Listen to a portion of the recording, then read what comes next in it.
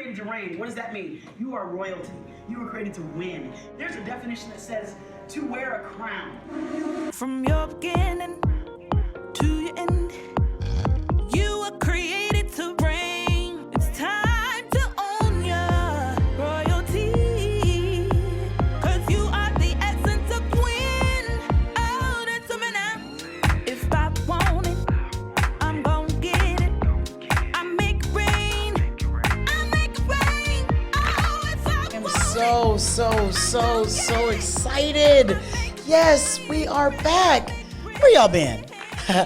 We are back for another episode of Standing in the Rain. I am so excited that you chose to click and join me and vibe with me. You know how this goes. Everything I do, everything I'm about, all I'm trying to do is to point you to your greatness, to help you rock your royalty. This one right here. I full disclosure, I just need to say this before I introduce you to my guest.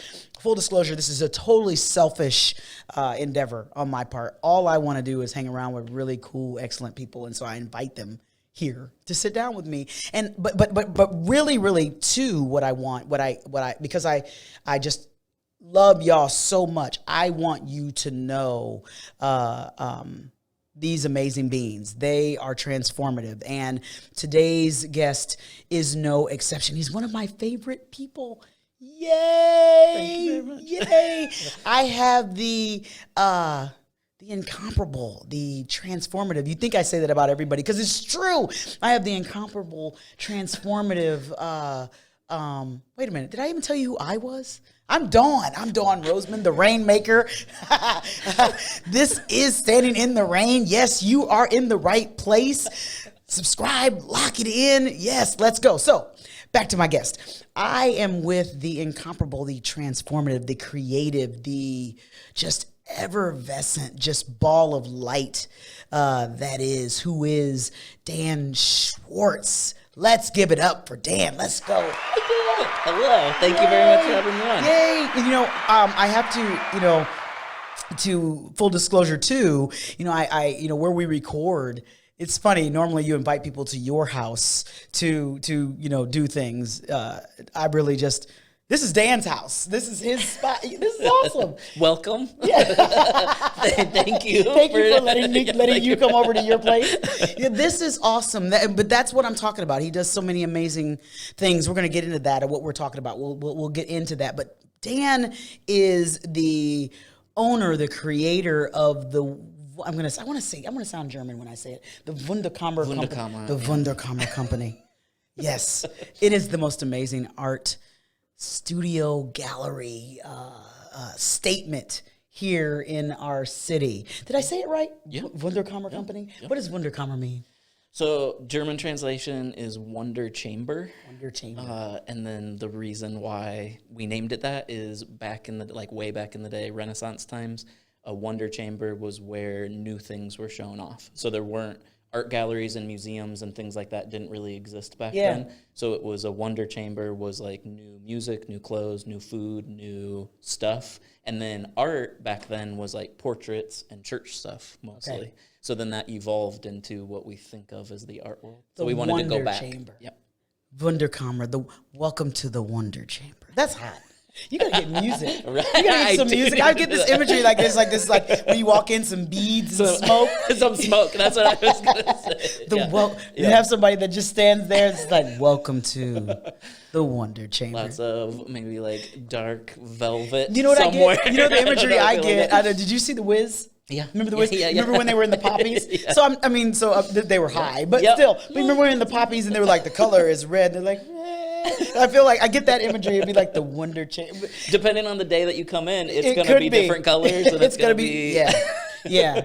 Well, the reason, like I said, I want you guys to know the amazing beings that I get to have the privilege of encountering. And I promise you, if I'm trying to get something done, if I'm trying to I'm trying to shake something up, right? If I'm trying to cut through the noise, if I'm trying to really have somebody that's going to be authentic and just straight up with me, Dan's on my short list of people I call. Thank you so much. Yeah, I just, because I remember that's how you actually would describe to me. We met our mutual friend Lisa Starks. Yeah. She said, shout out to Lisa, yay! But she's like, I had some problem here in our something. Awesome. I don't know if I knew that. Yeah. I don't know if I knew this. Yeah. I was like, I have some problem. I described to her because she's really involved and connected in our community and stuff. And I was like, Lisa and I have these meetings a lot of times that are called off the record, and so nobody knows about them, but now everybody does. Don't tell nobody. But we have these meetings all the time and we're talking and I was like this and I need to do this and I can't get an answer. And she's like, you need to talk to Dan. That's awesome. Yeah. And I was like, is who is Dan?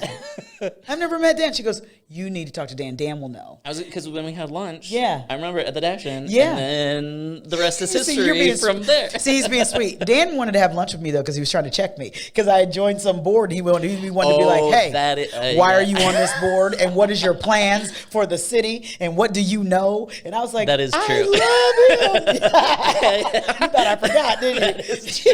I didn't know him at all. He was just like, I want to understand where's the money, where's it going, who are you checking for? What's behind the curtain? How's the sausage made? I was like, what? I love it. That is true.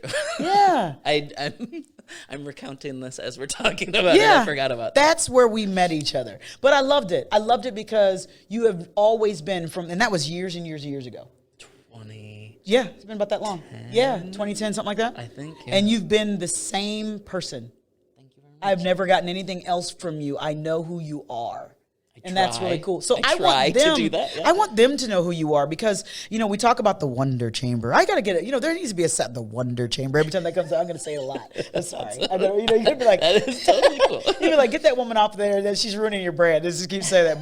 But I want them to know who you are, my rain dancers out there. I want them to know who you are. And so let's dial it back a bit from the beginning because you're not from here. I am. In this area, are you? I thought you were. Okay. No, from Fort Wayne or Fort Wayne area. Fort Wayne area. That's what I thought. Yeah, you're not. Okay. So north of town. So actually, I don't know if this is boring or not to go into. Nope. Always address of Fort Wayne, but not in the city limits. Gotcha. And then because of where I was, I went to high school just outside of Fort Wayne. That's right. Okay. So technically native of Fort Wayne, but then I've lived and worked elsewhere, and so I think sometimes people think that I'm not from here, which I guess I am confused by that, but also maybe sometimes take it as a compliment a little bit that I throw people off their game on certain things. And I'm glad you said that because I forgot something. Dan got me excited, and I forgot to tell you because one of the things we do, Dan, is we always center our conversations. I center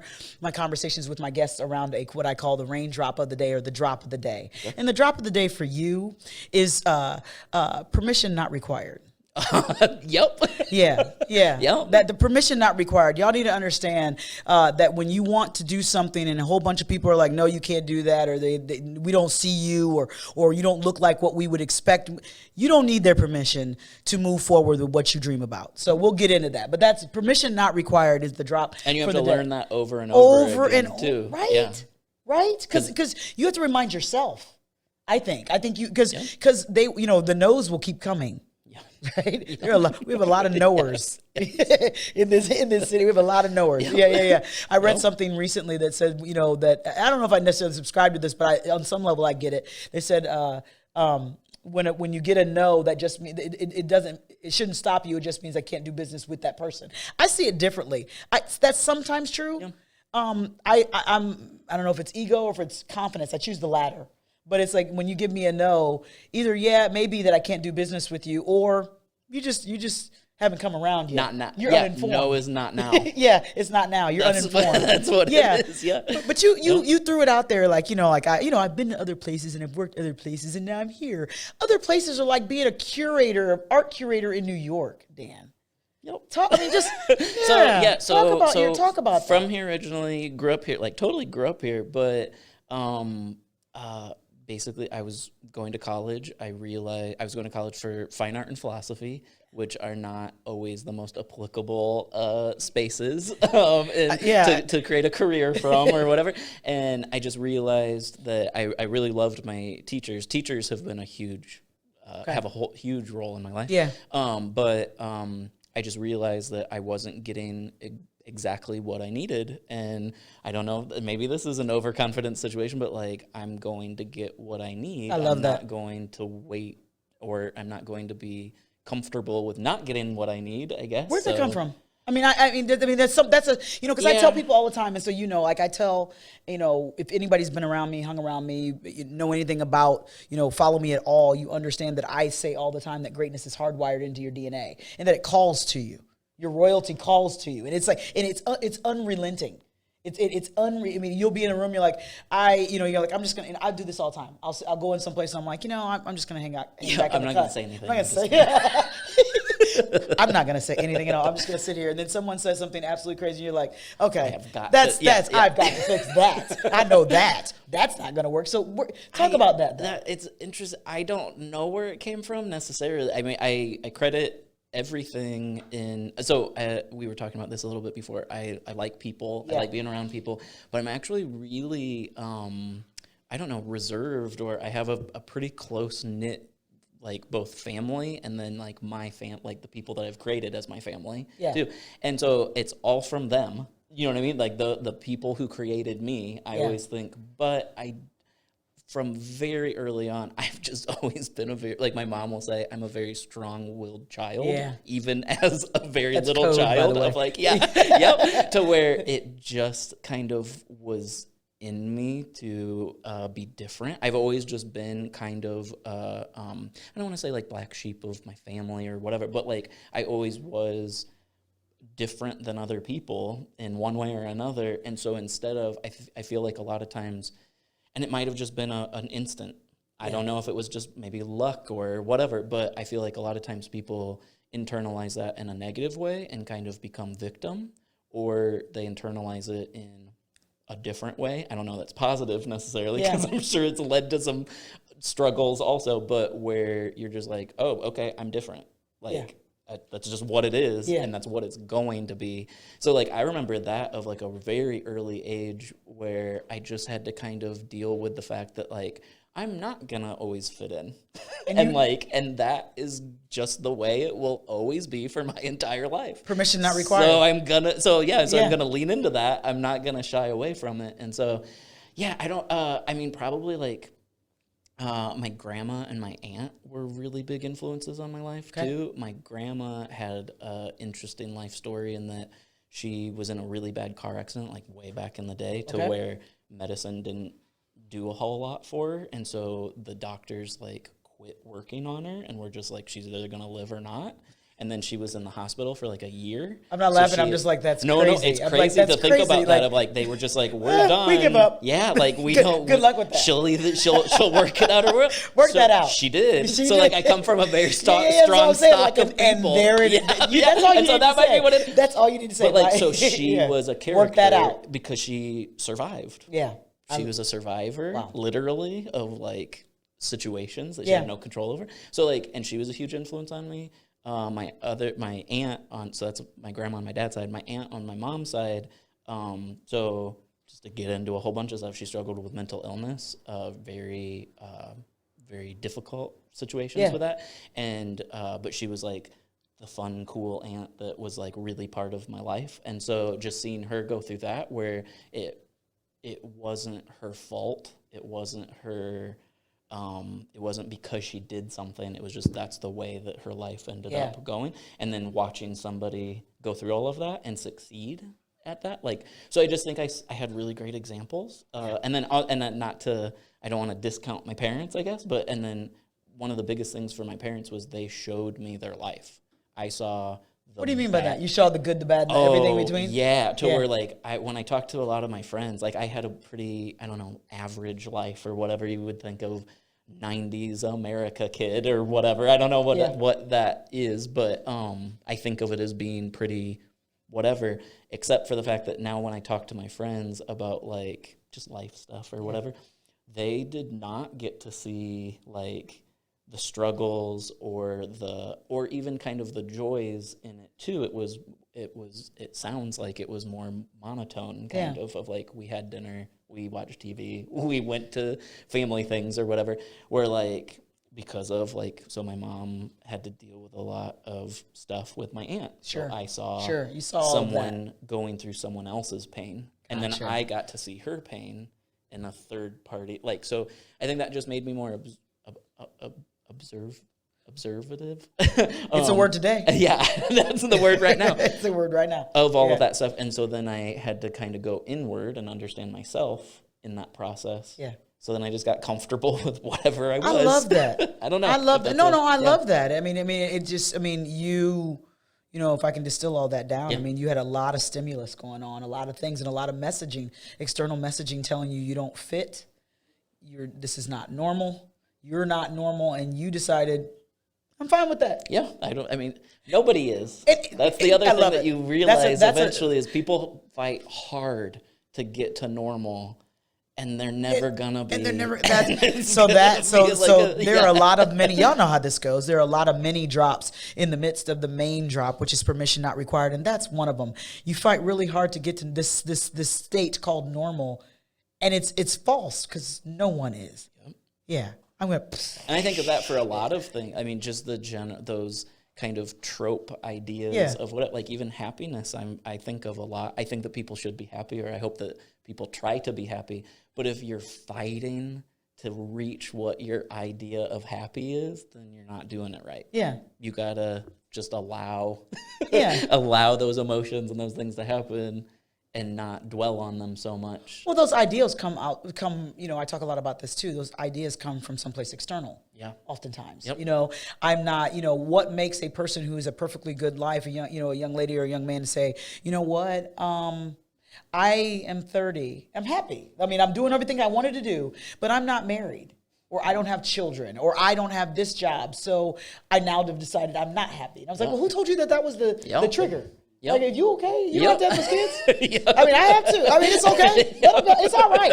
If you choose that you can let that go. Yeah. So you're in college and you're studying. You're studying philosophy and fine art. Yeah, you had to do what you're doing because I don't know what you were going to do otherwise. I don't know where that thinking goes. Thinking about beauty all day. You can be doing and this. just I don't know what you were going to do with that. Like, I don't know. So basically, I said I got to learn how to do this somehow. And I had a friend from high school who lived in New York already, and so I'd visited, I believe, twice.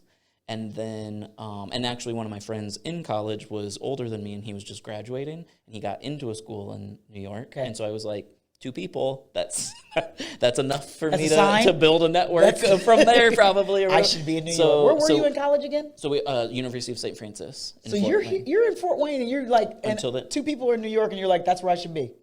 Yep. Okay. And then also this is just the glory of the internet. I was able to find people over the internet that were artists. They were graduating from Columbia University, and I really liked their artwork. And I was just like, hey, I'm thinking I'm going to move to New York. We should be friends. And so I love that about you. I really do. I met people through however I could meet them. So you just go out there and you're betting on you. What was the plan? Yep. So the plan was not well planned out. The plan was I was going to work for some artists and then figure something out from there. And then it really came from random stuff. So a friend of a friend that I went to high school with was moving from California to New York at the same time. I was moving from Fort Wayne to New York. We didn't know each other from anybody. I said we should probably be friends. We ended up being friends. Shout out to Bonnie. And so then we became friends. I met a bunch of artists through her then because she kind of had a bigger network that was there. Yeah. And that's just the way that it went. So then ended up working from artists then to arts institutions, so like nonprofits. You were buying art for them then? So that was later. That's then. later, Yeah. Okay. And so then it basically went up the food chain of the art world. So from artists to nonprofit art spaces, so more the art community, and then to a gallery, and then to the owner of that gallery's office. So that's at the I don't know how to say it, the highest end of the art market because it's the buyer. And so then basically working in an equity firm at the time, but buying and selling art was what we were working on. That's just so That's awesome. I mean, it's the most random thing. I always tell people that where it's just like, I don't have a normal life. I don't know how to explain it because people we've say, already slayed that. Yeah, like people say, how'd you get from here to here? And I was like, I did. That's just what it was. Yeah. And that's how, so then I lived in China for a second, and that was because of a random connection that I didn't realize who the person was, but I ended up kind of arguing with someone who ended up being a curator of a major museum via a friend at an art fair in New York. Okay. And then years later, he had a residency program because he got this major grant through the Asia Society, and which is like kind of related to the Rockefeller Foundation. Okay. And then the Ordway Prize, which is just nerdy. In the art world, it's a big deal. Okay. And so he moved to China, and his goal was to understand the contemporary Chinese art market, and he did that for a couple years, and then he started a residency program. And so I don't know how, but like I was still on his radar from random connection. You know what I mean? So that's just the way. And that's where I think it coalesced through those weird actions that coalesced with me of just like, that's just how it is. Like there's not a right or wrong. Like you just meet people, you're genuine, you try to be genuine, and then things come from that. And they come from that, but you have to be willing or willing and ready to take advantage of those types of things. Gotta say yes. You gotta say yes. Just about You gotta everything. say yes. Okay, Yep. so let me just pause there because you gotta say yes to you. Yeah. To yourself. Yeah. So and I I'm all, see again, he got me all excited, so I didn't tell y'all stuff in the front. So to reign means to overcome, to dominate, to superabound, to ascend, to sway, to have influence. It's the essence of win. To wear a crown, which, say it with me, it's my favorite. And so I'm talking to you, I'm like, dude, you've been reigning all over the place. I just didn't have, I'm gonna get you that word. I'm gonna get you a shirt. Okay. I told you you're gonna be rocking all this stuff. Okay. Yeah. But like you have to say yes. Yep. You have to say yes to you. Seemingly, kind of a subtitle to that, you have to say yes to you with not all the pieces, oftentimes not all the pieces together. I mean, the picture doesn't make any sense. Because your picture makes no sense. You're like, I'm in New York because I told somebody I wanted to be friends, and we should be friends, so I'm in New York, and now I'm walking around doing things with art, and I'm selling art for people, and now I got in an argument, and now I'm going to China. Yep. That's your story. That is 100%, and that is 100% my story. And there's a time and place in like a project sometimes where I'm like, oh, I know exactly what this is, and usually that's not a good space. It's the sweet spot for me. That's good. No, I get that for though. me is where there's just enough mystery and just enough like, I don't know if this thing's gonna work. Yeah. This thing might be a spectacular failure. That's what I love. To me, that's like that's akin to that statement, that quote you've probably heard that says, if your dreams don't scare you, if you can figure them out, they're not big enough. Yep. It becomes boring. It becomes, quite yeah, frankly. yeah. But also it becomes stale. So like I'm not on. So like if you're like, okay, we're gonna do step 1, 2, 3, 4, and we're gonna get to 5. I'm like, okay, like I'll help you with that, but I'm not gonna be engaged in any of those processes. I hate. It's just the way that I am. But if I say to you, we're gonna do an art show under the ocean, in the ocean, you'd be like, under the water. You'd okay. Be like, yes. So there was a project in 2015. You've I was done that working already? on a project. Well, I was working on a project. It didn't work. It was a spectacular failure, kind of. But it was a project to create art in space, literally, because we were connected to this company that has, I think, still the only 3D printer on the U.S. space station or the International Space Station. Wow. So like that's how good conversations happen. That's how awesome. you meet people. And So you've been saying yes to you for a long time. Yeah. Yeah. I would say, and I don't know, again, I don't know exactly where it came from, but it was definitely a moment. So my aunt that I mentioned that was really influential, she passed away in between my sophomore and junior year in high school. Okay. And she was 38 and it was a car accident. So it wasn't like, it wasn't supposed to happen. Sure. Not that anyone's supposed to have any... You're never supposed to have a loss, I guess, but that one was just a really hard one for me. And so that was a really big turning point where I was just like, I can die in a car accident when I'm 18, right? Like I'm going to have to live a life. So I'm going to have to live. And this is going to happen. Yeah. So that was a really, I guess that, now that we're talking, was a really important aspect in my life. And I get that. I say often, you know, like my goal, you know, when I'm trying to get people, why I'm so passionate about pointing people to their greatness, why rain is not a hype word for me. I'm trying to get people in rightful positioning. We're all going to die. You know, that at a point in time for you, we're all going to die. My goal is to really, really get you to live before you get there. Yep. Right? So to go back to philosophy, to put on my philosophy hat. You're just trying to justify that degree. I am. I think every philosophy major is trying to justify that degree all the time. Go ahead, Dr. Dan. It's the point of philosophy. It's living a good life. Yeah. That's the point of the thousands of years of the concept of thinking and philosophy is how do you live a good life? Not just how do you survive or how do you function or whatever, but like how do you live it? Yeah. Yeah. Not breathe. In different ways. Not breathe. Not breathe. You're not living. Breathing. Yep. But actually living, showing up for yourself, saying yes to yourself day in and day out, even when it hurts, even when it's scary. And it's usually when it hurt. Like it's usually the hurt is the point when most people are living and they don't realize. And see, I didn't know that for the longest time. I didn't know that for the longest time, and so I tried to avoid it, and that's the problem. You try to avoid it. It's almost like, you know, when they say when you're in an accident, whether you've fallen off a bike or in a car accident, you know, like you're driving and let's say someone falls asleep. The only one that tends to survive is the one who was asleep. Yep. And everybody else trying to avoid the fall. You're like, yeah, I broke everything because I, you know, all this stuff like that. Tense up yeah. And I, for so long, it's so strange to me that, I mean, but you know, when I talk about, you know, where all this comes from, I spent much of my life, adult life, unfortunately. Well, I shouldn't say that. I should stop saying that because it's fortunate in the sense that it now informs exactly. It's the fodder that I pull from now, you know, for y'all, for this. But I look back on it now, like, man, if I just would have been okay with the pain, with the unknown, which I thought I was.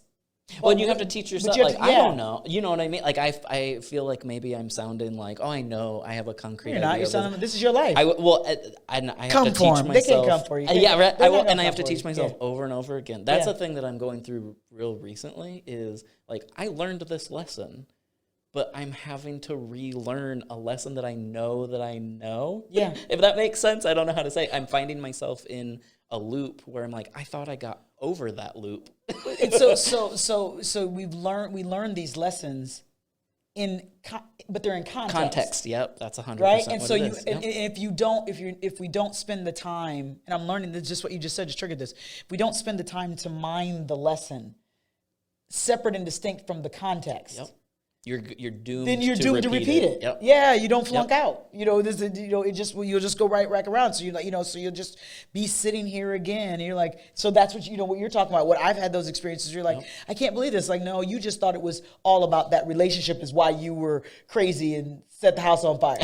You're crazy outside of that. Yeah, you're crazy just by yourself. Yeah, so you need to fix this. Yeah, I didn't do that. Yep. I didn't do that. People don't believe these things. It's just examples. Anyway, examples. So you're in New York. You end up in China. Yep. So then the reference that I had about making art in space, that was a project in Chattanooga, which is that was a random thing, but that was through a connection. So actually I'm going to say former intern, shout out Nick. He is not happy with that because he wasn't actually my intern. Okay. But I always tell everybody that he was my intern.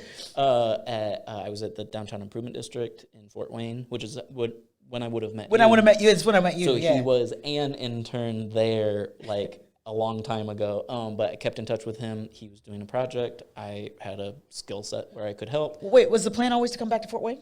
Oh, yeah. Okay. From the beginning. So this is the thing. So a lot of people also, I don't want to sound negative with this, but a lot of people are like, why are you going back? Why are you going back to your hometown? Just what are you doing there? And a lot of times I'll be like, I don't know what I'm doing there.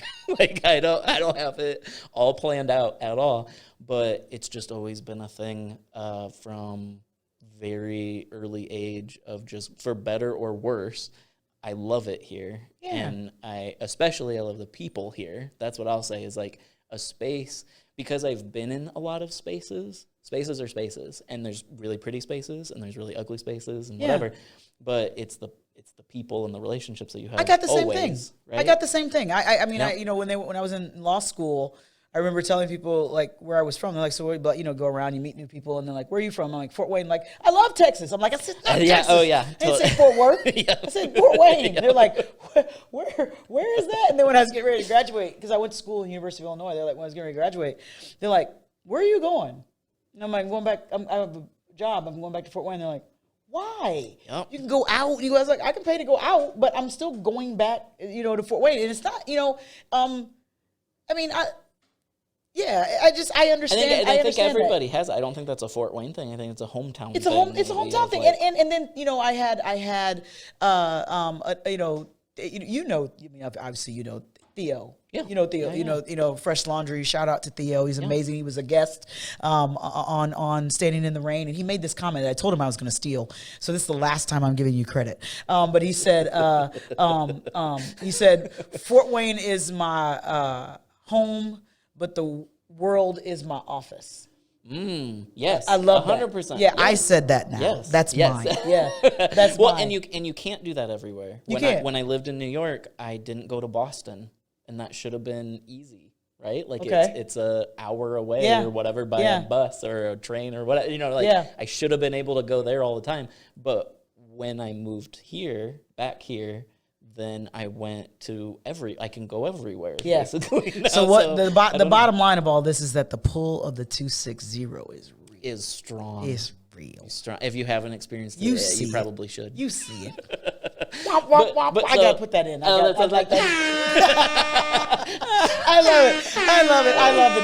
That's awesome. It's awesome. That's all I got. But that was just a thing. For whatever reason, I've just always really loved this place, and I knew that I'm going out to learn a thing, to meet people, to build a skill, and then hopefully there's a place for it. Yeah, there isn't always. So, that's just the way that it is. So you're right. When you came back and you joined, you're part of the Downtown Improvement District.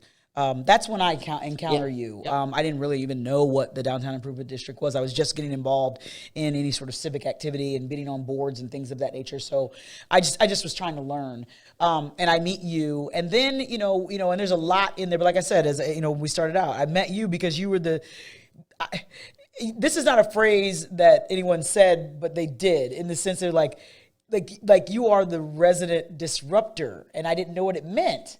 Love that. I love it too, I totally right? love that. Oh, I'm gonna get on your nerves, right? If something's wrong, or and I love that about you. So wear that proudly, and I know you do. And so when we met, though, you were so involved. You are still so involved in the community, and then somehow you get around to opening up So, I don't know. Is it the Wonder Art Gallery, Contemporary Art Center is the technical term for it. It's the chamber of Wonder Wonders. Chamber. It's the Wonder Chamber. So that is actually before I ever left. I just, for whatever reason, so my mom grew up just south of downtown, right? And so she would always bring me in town to go to the library and museum and just hang out downtown. And so I just fell in love with old buildings and our city. Okay. Like, I think our downtown identifies our city in a pretty big way. And so it just has always been there of like, I want to do something in like an urban setting with an old building and art. I don't know what that is going to turn out to, so I need to learn about that, and then hopefully I can bring it back. Was that the driver behind your intense community involvement? A big part of it. Yep. You just wanted to learn? Also, I'm just a busybody, and I like to talk to people, and I would show up. And you want to know where the money was. And I'd show up. Oh, yeah. You want to know where the money was. You need a degree in learning where the money is. Because it's the game. What do they call that thing? The not three-card Monte, the thing. Where you're switching. I don't know what that's called, it's but I know never what you're under where about. you pick. I know that. You're like, hey, they told me to talk to you. Nope. You're like, well, which one is it? Yeah. And that's like School of Hard Knocks degree. Like, nobody teaches you that. Yeah. You have to just show up and figure that kind of thing out. But so working for Downtown Improvement District, that's really why I wanted to work for the Downtown Improvement District, was to get a lay of the land. Also, once I moved back, just from understanding power structures. That's usually the first place to start. And so from there, then I was able to see goods and bads about lots of different properties and stuff. So ended up buying a property that was not in a downtown, which was a big shift for me, because that was like the goal for a good chunk. Like that was like a 5-year goal or something at that time. And then You're making it sound smooth. Yeah, And I knew you then. Just you're making it sound smooth. Like, I thought about buying a building and then go buy a building. Everybody was happy about it. So I looked at 84 properties. Yeah. I had to threaten to sue. Thank you. 2 people. Like, this is standing at I perceived it as I got a bad end of the deal a number of times with other ones. No one took me seriously at all. And that's the part. And I want to make sure we don't, because we're not gonna lose this, but I want to make sure, because that's the other thing that I want you to understand, like why I want y'all to really know Dan and understand this permission not required. Because when I met you, like, and I love that you have this on today. Oh, okay. I love it because I'm not sure I've ever seen you, except for when it's cold. You may have long pants on and a sweatshirt. Yeah. I'm not known for my dress code. No, but you are. And I love it, at least for me. And I'm going to tell you why I'm mentioning it, because I love it. And it's part of just the myriad, the list of reasons why, I vibe with you, because, your authenticity is constant. Because, you get in these spaces, you want you to talk about it a little bit, this permission not required. I don't want to make light of it because it's hard. When you keep running up in these roadblocks and people have all these ideals of what you're supposed to look like, sound like, dress like, all these things in order to qualify for their time, let alone their money. Yep. And you walk in the door flipping a middle finger up at all of that, Dan. Just talk about that for a little bit. And I don't think you do it. And what's funny about this is that you don't do it on purpose. You're like, this is who I am. I think you really like shorts and sweatshirts. I was about to say I really try not to offend anybody ever. But and that's might fair. Not be true. I don't know. But I end up doing it all the time. And I don't want to. I don't want to characterize you. I don't think that's your heart either. I swear it's not. No. I know, but the number of times. But you're not trying not to. Well,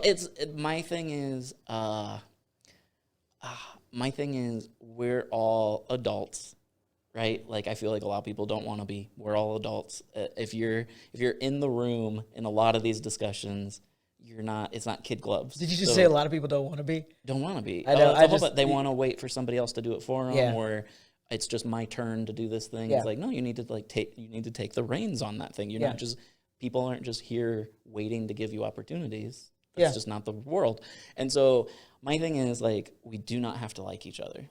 I try to come into a space not trying to, like how I said, I have a pretty close-knit, situation. I know a lot of people. Right. Very few people know much about me because we're getting a job done, right? I need to respect you in certain ways to work with you or whatever.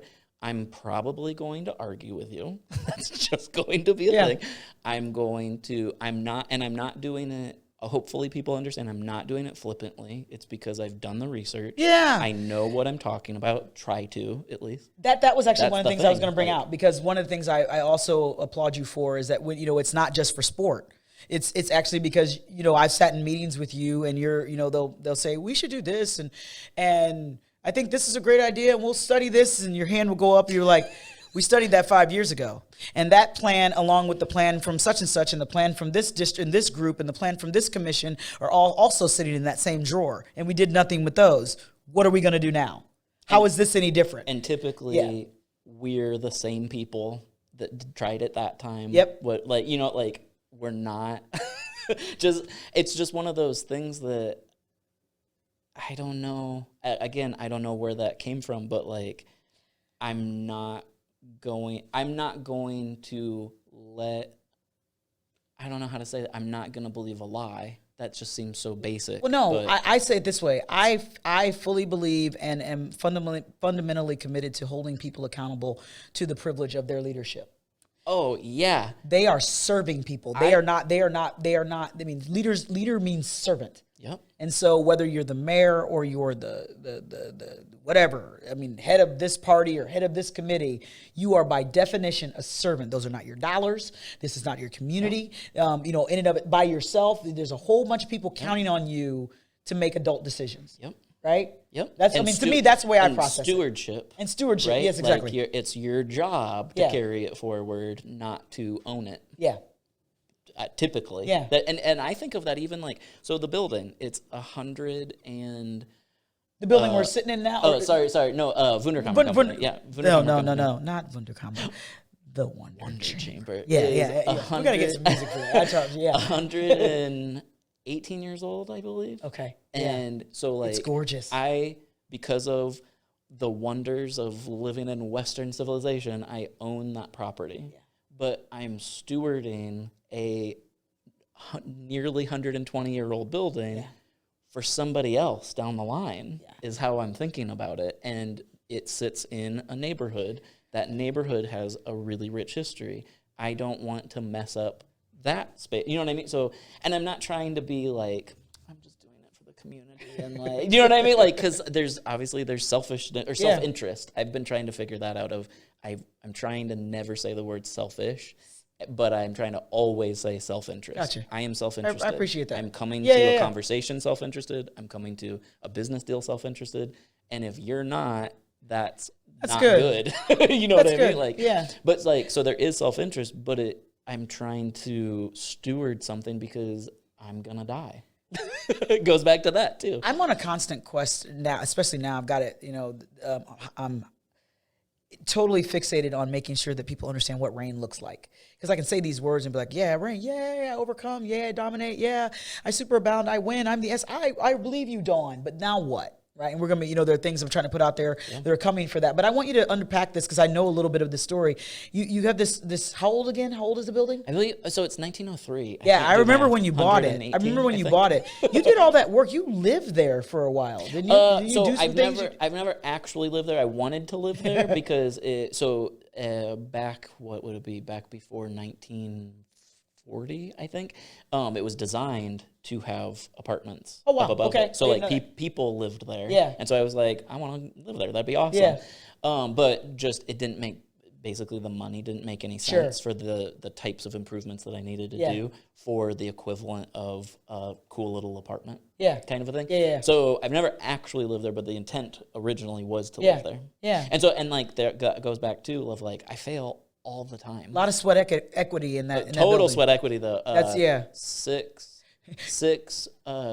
2 or 3 ton dumpsters of stuff came out of the building. Yeah. Because it was kind of just the way that things were done back then was the old wall was just covered with a new wall. Versus like a renovation of the space. So we were like digging through, like you could see like 1960, 1940. And you did a lot of this work yourself. I mean, that's what I thought. I mean, that's what I'm talking about. You. So there's a. So you didn't live. Okay, so be corrected. You didn't live there, and that you didn't get mail there for you, but you spent a lot of nights. I still do. Yeah. I'm there like 4 a.m. Yeah, that's what I thought. Regularly, for sure. So that's another thing, and I feel like. Maybe you can help me with some counsel on this, but I believe the statutes of limitations or whatever.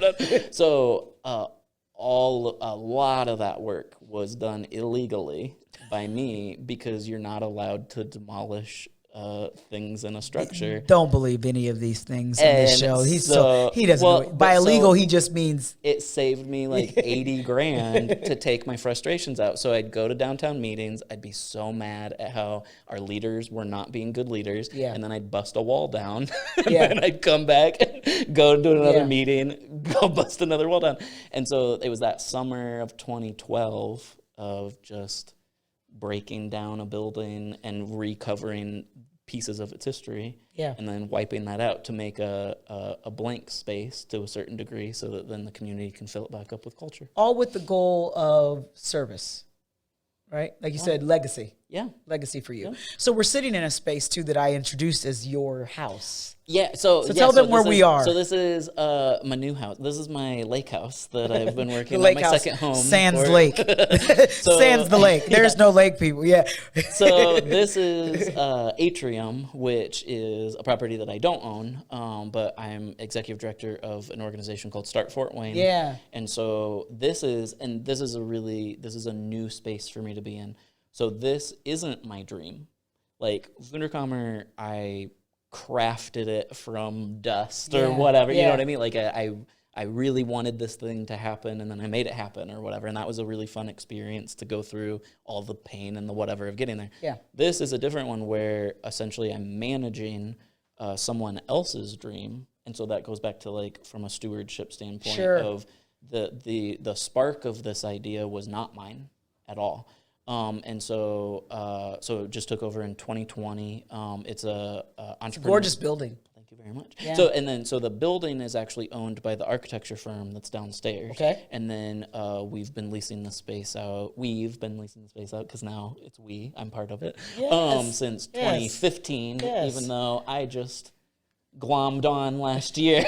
So it's a entrepreneur support organization, ESO in the lingo of the entrepreneurial world, and a co-working space. And so basically we're just trying to help people craft their ventures, take them to a next level. So it wasn't your dream initially in terms of, creation of this originally. Nope. But what's the legacy that you want to come from this? That's what, So basically, I was introduced to it through my work with Wunderkammer. Like I've known about it since it was constructed, and that was a cool thing. Like so actually, I got a tour by the founder, Dave Sanders. Shout out to Dave Sanders when they were renovating it. Okay, so I actually got to see it when it looked like total crap because it was all being ripped up. And then I never thought when I was going through the tour of it or whatever that I would end up becoming the executive director of it. And basically I saw an opportunity for it to do something different, kind of. And it was looking for someone to lead it. I love the way you talk about structure. You gotta have some. As much as I'm very like, I'm just gonna go live wherever. But you gotta have. Well, no, but I mean, I love the way literally that you talk about buildings. Oh, the structure. Yeah, like you talk about them like they're like. Oh, I love them. Like, and she said they're to people. me, They're people. She was looking for someone, and I was looking for her. Yeah. Oh no, because they are like if you look at like architecture and architectural history, that was a little bit of a so art history. From my art degree. I ain't mad at you for getting these degrees in. You better get these degrees in. I know. I gotta know. But like they are living things. Yeah, I believe that. They really are. I don't know how to. And I'm sitting here recording, a piece of my dream. I mean, it's not, the podcast is a part of a much bigger tapestry for me of rain. But I think if the way you described it, I get to be part of your legacy. Oh yeah, 100. Yeah, I hope that I'm part of yours. Oh no, I am part of yours. So right? when they were like, and the Oscar goes to, and I was like, I'd like to thank Dan. And I'm gonna stand up in my Roseman gear and just be rooting you on. You're gonna be there. You're gonna be there. By then you'll be there. But I won't have been invited. I just walk in and I'll be like, that's right. Here. Permission not required. You heard it. Permission not required. You're like, I don't care, Mr. Swartz. You don't have a ticket. I don't care. I don't care. Yeah, my legacy's in there. Yeah, I love it. I love that you're creating this space for creatives to create and change the world. Art is obviously your heartbeat. Yep. And when I end up going to the Wunderkammer company, the Wonder Chamber, when I end up going, I've taken shots there, photos there. There's you have installations at times. Is there anything you welcome all creatives? Yeah. So I didn't really go into all of that. So although my background is pretty solidly in visual art, we try to work with everybody, and we try to think of art as being outside of traditional boundaries of art. So like even like food, we think is an art form. We think that those weird spaces in between two art forms is like a valid art form, where sometimes it isn't valid to certain people. So we've done a little bit of everything: music, dance, theater, writing, whatever you can think of, basically. And then even crazier stuff than that. So like we've tried to challenge people to think of art forms that aren't very popular. So like performance art is something that is usually very niche and like large. Performance art. So like, performance art, not like performance. What is it? So Yoko Ono, if you're familiar with her. So she's a performance artist. That's what her history is. And then she got famous for weird stuff. That's what it is. Like performance art is usually the weirdest, least commercial. Did I just do it? Yeah, you did it. If you said that you did it, then you did it. If I have this and whole we have show, documentation of it, so it can be talked about and repeated. And thought about. That's so. Like we challenge people though to do that kind of stuff. I'm not making fun of any performance artist. I'm trying to get in your world. That's what it is. But and it's also to get people to let their guard down. Yeah. So like you don't have to like it.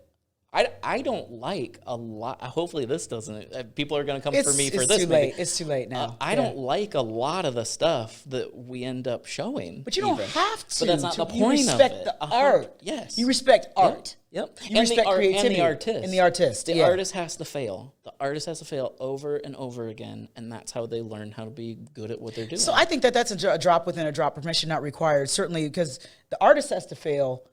Quite frankly, we all have to do that. Everybody has to over and over and over again. I mean, you got to actually you have to see it as not even failing. It's just learning. It's the thing you've got to. I mean, there's a lot of schools of thought, a lot of authorities out there to just encourage people like fail faster. Yeah. And I actually told someone, they asked me like, well, what would you do differently if you could start all over again? I was like, I'd fail faster. I was so trying to manage everything, like, I don't want to, mess this up, and so I need to learn so much more, and it just ensnares you in ways that and not to say to be crazy about it. No. Like, you definitely have to be logical and whatever to a certain degree, but that is overrated to a lot. Honestly, even in that, and that's all relative. What's logical is relative, right? All those things. Yep. I sometimes see those words. I've said this before. I sometimes see words like that, logical, realistic. I think they're cuss words. Because they keep people. Because if I sit here and say, if I sit here and say, like, Dan, be realistic. You're not going to be able to go and build and buy a building and start an art studio, and you're not going to be able to do that. And sustain it for 8 years. That's not realistic. I didn't know that would. You know what I'm saying? That's just not smart. That's not smart. Do something safer. Teach with your degree. Something like that. Yeah. Yep. So I love it. So what's next for you? What's coming? Tell them. Tell me. Hopefully a whole bunch of stuff. Yeah. So within this space, I've been, because of the pandemic, that was definitely a big hit to everybody in a lot of ways. But I tried to take that as an opportunity to do something. I feel like whenever, if you research or if you study any great investor, it's in a negative market is when you start buying and when you start taking new positions in a company. So I tried to lean into that, where I was like, pretty much everybody's having a bad time because we're in a pandemic. Yeah. That's when I'm going to start stuff, because somebody has to. I love number one. And usually that's when the really interesting stuff is happening. Just because it's new. It's a space for new things to come. Yeah. So right now on it, to be quite honest, this is a kind of a boring mode in a way, but I'm really excited about it. So we're doing what will be the first study of the entrepreneurial ecosystem for Greater Fort Wayne. That's good. In partnership with Community Foundation. Hopefully, when is this going to air? You tell me. So that will hopefully have happened by the time you're hearing this. Everybody needs to stay employed. You tell me. I'm like, so this year, I'm gonna 3 years from now, they'll be like, did she still do that podcast? So that'll be happening this year. We're going to be launching it really soon, or / have just launched it. And it'll be wrapping up this September. And so in a way that's like, it's really nerdy. Like it's super nerd. It's going to be like surveys, data sets, focus groups, asset maps, like all that. Yeah. But I love that. That's the structure part. Like that's my, you're creating a new life kind of, and you're structuring, it's just not a physical structure, but the relationships that you're building, the data that you're pulling together. Okay. So that will hopefully, that will give us our marching orders as an entrepreneurial ecosystem of where are we exceeding at? Like, what do we have really great assets in? Yeah. Where are we underperforming? And then particularly the part that I'm the most interested in, just because I've always been into, so the field of futurism is literally, it's like the realistic telling the future. So it's looking at trend lines. It's looking at demography. It's looking, so like if you have I don't know, if 100 babies are born, you can plot out in 16 years we're gonna sell some more cars in whatever So it's looking at those kinds of things of what are the opportunities that our community has, pretty much over the next 10 years plus of what industries are ripe here, what clusters that we currently have, what are their chances of succeeding, how do we buffer them from problems, but not save them, like they need to change, they need to be disrupted sometimes, things like that. So we're going to go into this really intense phase of understanding what we are and where we are, and then is the real part that I hope I get to and survive, and that people haven't like hooked me off the stage by then, then you get to create, right? Then once we have that, those are like kind of the constraints to that's the canvas to then paint on. So integral to, and hopefully I say this right, that I love that. I mean, I don't actually think it's boring. I think it's necessary. It's super necessary. I think it's amazingly necessary. Integral to who you are, and I would be remiss if I didn't mention this before as we get ready to close this out, is that I've always observed you too as using your platform, your spaces, your authority, whatever it may be, to make sure that you create space for diverse voices within your, just artists, creatives, all those sorts of things. Just talk a little bit about that, the importance of that for you, and the legacy that you're trying to build, and just period. Thank you for recognizing that. I do try, and I think that it is actually, like, I feel like people want to say, like, oh, it's just like my nature, that I'm just really open to things. You have to try, you have to make that happen. Yeah. Like that, it won't happen most of the time, even when you want it to. Naturally, you have to craft relationships, and you have to pull people together to make that happen. I think my objective answer to it would be that diverse networks are the strongest networks. Yeah. Diverse ecologies are the ones that exist longer. Can you tell half the boards here? Never mind. Sorry. Well, no. Yep. But and that's also why they're not. Yeah. Right. Like that's I think the biggest thing that so I also am a really big fan of history. I feel like I've like skipped over all of these random things, but before I was an art nerd, I was a really big history nerd, and one of my favorite aspects, so this maybe is kind of where my permission not required is the one consistent thing through human history is that dominant power structures die too. And so people who think that they have power and think that they can wield it in a way of I'm going to do whatever I want, that is the moment of weakness, and you can foretell the destruction of that power structure from the moment that it is wielding it in an unwieldy way. And so I've just always loved looking at that and watching. I feel like we're sitting in that right now. Oh my God! Everywhere, that's another show. But because of the lack of diversity in a number of organizations, and that's diversity with like capital D, right? Yeah. Like that's all over diversity. It has created brittle institutions that you can flick them right now and they're just shattering all over the place. So I try to not do that. I mean, I think that's a pretty good, there's a leadership 101. Don't do that, because the entire history of the world is evidence of the failure of that. But then also on just like a personal note, I think that it's from one of being comfortable enough with myself so I can be comfortable with someone else's difference. I like different people. Like, that's what's interesting.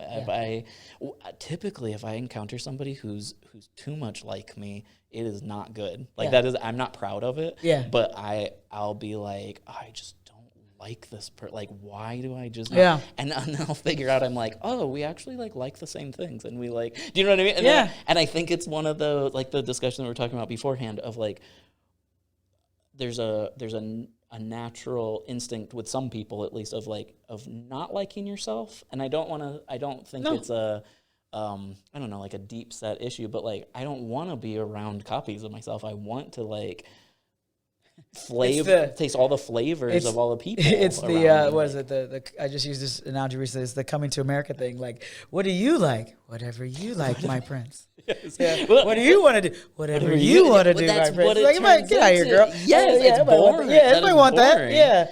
And I would say probably, and I've said that, I feel like I've said this publicly a lot, but it's typically, I think that comes through my family, that came through my grandma that I talked about, and then my mom, so my mom grew up, I guess I don't know the exact demographics, but my understanding was she was the minority in her neighborhood. And so as a middle-class white lady in America, that she understood the feeling of not being in the majority. Okay. And so I think she taught and parented my sister and I in a different way, maybe in very subtle ways. I don't think she wasn't radically teaching us about diversity and whatever. She just was cool around everybody, and then we naturally met a lot of different people because of that. You know what I mean? Like, I know exactly what you mean. I'm laughing though, because when you said like she didn't radically do things just the natural way she raised you guys, and I was thinking about our mutual friend Lisa. Because I got to get her on here. One of her stories is like her parents, were very strict in all sorts of areas. But one of the ways, but she said they did not manage their watching of In Living Color. So Lisa's awesome. references half the time are from stuff from Living Color. I'm like, that's off. Yeah, I love that. Yeah. Homie, don't play that. I'm like, no.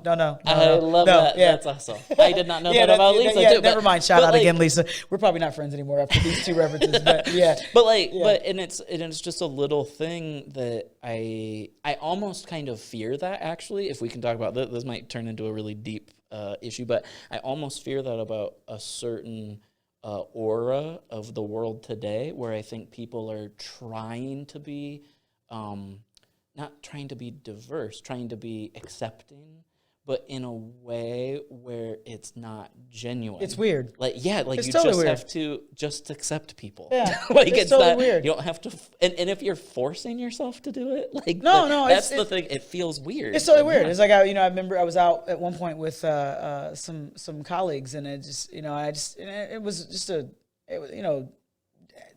drinks and just chilling or whatever, and then I walk in the room. And I don't know what they were listening to before. It was fine, but they don't. It was never a question about like, what do you like? Where'd you grow up with? Or just be normal or whatever that means. But instead, I get in the room and we're just talking. All of a sudden, they're like, the person's like, oh my gosh, what do you need to listen to, Dawn? Oh, I'm like, so what? Yeah. What music would you like to listen to? I'm like, I don't know. What were you listening to? I was like, would you like? Let's name some artists. Well, I'm like, let's not. And so exactly, because what are you assuming? I listen, and it's gonna be a fight. Yeah, yes. I've had someone. I was at we were at a party long time ago, and another work event. Golly, Chris, so many stories. And then when some person was like, I said something about the music, and they're like, what would you like to listen to? Barry White. I was like, first of all, I'm like 20-something. Right, yeah. No. Yep. And then second of all, what? Really? It's like so. It's just weird. It's weird behavior, and it's always it's because it'd be too much like right to simply approach people as human beings. That's just, and I think that was a thing. And I don't like my dad wasn't the opposite of that influence, but I definitely felt that from my mom's presence in my life, and then also because of my family struggling with mental illness issue. Like it's a difference. So I've always known different. I guess that was where if it is the color of your skin, okay, that's a difference. But like, difference is, there's so many different ways that people are different, and when it's a parent, it's a parent. And I think if you've lived if you've lived in a difference, then you can understand difference pretty easily. And so I think that that's just something that I've encountered, and I think kind of like cultivating maybe is a good word for it, of like you've got to always be aware of new differences also. That's and good. So I am not, I mean, I'm certain that I offend people with the words that I say sometimes, or the way that I do a thing or whatever, because I am comfortable with this difference and this difference and this difference, but that doesn't mean that I'm just universally comfortable with everything. So one issue that I've encountered that I try to find the humor in everything, even really horrible situations. But so I've just tried to laugh this one off. But a lot of people, I'm a gay dude, so being part of the LGBT community, whatever that means, I don't know what that exactly means. Yeah. But with a lot of the trans issues that are in the news or whatever, a lot of people will be like, well, what do we do about trans stuff? You have to have the answers. And I'm why like, don't you have the answers? Aren't they inside of you? Like when you were born, no, it was like inside, like, hey, of the trans that's me. life. So I'm sure that I can find a commonality, maybe in isolation or difference. Yeah. But I have no idea. Yeah. And I don't, good, bad, whatever, there are very few trans people in my life. Sure. So I just don't have experience with it, right? But like I just feel like that's one of those things where like no one's done with cultivating diversity. Yeah. But but the reality reason why you get asked that question, or when I ask like, well, do black people like this or whatever, it's because if you answer, then you remove their responsibility to do the work. Yeah. That's just it. Yep. They don't want to do the work. Yep. I don't want to do the work. I ask Dan. Yep. And I'll have to learn these terms. Yep. I saw this, she, her, and I don't like it. And if it's wrong, then it's that person's fault. Yep. I asked the gay guy, and the gay guy told me the wrong thing. Yep. Not my fault. Yep. Yeah. That black girl told me so I feel this. And so I feel like that's something that just being aware of all of that kind of stuff. I think then you have, if you're being a responsible person, whatever that means, I think that then you are cultivating spaces for diverse thought, diverse voices, diverse people, a little bit at least, just in everything that you do. Yeah, it has to be a lens that you're looking through. I applaud you. I could talk to you all the time, all day, quite frankly, and we're going to probably figure out a moment when I'll bring you back, and we'll figure this out. If you'll come, I will. Be don't here big time whenever. me. Don't big time me and act like you. Yeah, I don't know. Like my people will have to figure it out on my busy schedule. On your busy. Yeah, but I want to make sure that people get to experience you. Anybody that's on Standing in the Rain, I want to make sure that I certainly honor that honor. And so, ask you, what do you sell art out of your gallery? So other people's art is for sale. Sure. So my art, no. And actually, so the last show that I had would have been a shout out to my friend Jennifer Ford. Would have been at Jennifer Ford Art Gallery in 2018. So I make art, okay, but I don't really sell my art anymore. So do you? When's the next time you have a show? Yeah. So I'm sorry. I'm the worst at the I'm going somewhere with this. So we're actually coming out of hibernation, is what I'm saying, because Wunderkammer definitely just sort of took a little bit of a slow route to get through the pandemic. So it'll be June 17th. June 17th will be our next opening. And so when you do that, is it cost to get in? What do you have to do? We always accept donations. There's no cost. Okay. But we always have a donation jar at the door. So suggested donations are wonderful. Okay. So I am going to make a donation in the name of two of my rain dancers on behalf of the Wonder Chamber. I love it. Wunderkammer, right? For your next opening. So June 17th? June 17th. June 17th. Yep. So just how about the first people who hit me up, after this, when you watch this, hitting up in the comments that I love Standing in the Rain, or how about nah. Hit me up and say the Wonder Chamber. Rain, hashtag rain, and then these tickets are for you, and we'll figure this out and get you over there so you can experience Dan in space. How do they find you? So the best ways, so it's So Wunderkammer Company, but it's spelled WUNDERKAMMER. And then .com, Instagram, Facebook. You'll find us. Awesome. Don't type in the Wonder Chamber. I don't think you're gonna. The Wonder Chamber will not take you anywhere. Dan, the Wonder Chamber. I'm not responsible for what might pop up. Then you go get fired. Then you can be like, that rain lady told me to look this up at work. She got tickets for me. That's not my fault. Dan, I love it. I love you. I thank you. There's so much. You got to experience him. There's so much more to the story. There's just so much. I'm honored. I'm really proud to know you, know what you do. And hey, thanks for letting me vibe in your space. Thank you so much for doing it. And I just really appreciate it. Permission not required. I hope you grabbed that. I hope you got that out of this. You don't need somebody to validate what's inside you. It just is unnecessary. So I love it. Thank you so much. I love you. Thank you very much. Yes, we get to dance this out. Okay. Yeah, I love it. Let's do it. Let's do it. Some more shoulder Shoulder shimmies. shimmy. Let's do it. That's all I got. Yeah, I love it.